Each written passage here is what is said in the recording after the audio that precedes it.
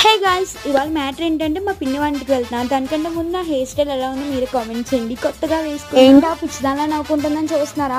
ఆగండి చెప్తా. ఇంకా నేను మా అక్క దగ్గర నుంచి ఎక్కడికి వెళ్ళకూడదు అనమాట. వెళ్ళానంటే ఆ వాళ్ళు ఇంకా మా అక్క మొహం అసలు బాగోదు.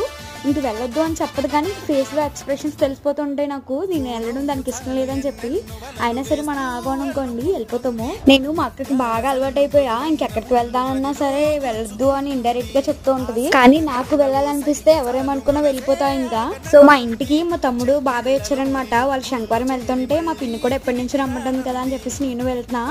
ఇంక ఈ లొకేషన్ అంతా చాలా బాగుంటది. మొత్తం అంతా చెట్లే ఇక్కడంతా. బైక్ లోపలికి తీసుకురావడానికి ఇక్కడ అసలు ఖాళీ లేదనమాట. ఇక్కడంతా చీట్ పిక్కలతో నింపేశారు. ఇంకా బయట పెట్టేసి నడిచి వచ్చాము. ఇంకా మా చరణ్ గడ్ అయితే ఇంకా ఫ్రీ ఫైర్ లో నిండిపోయి ఉన్నాడు.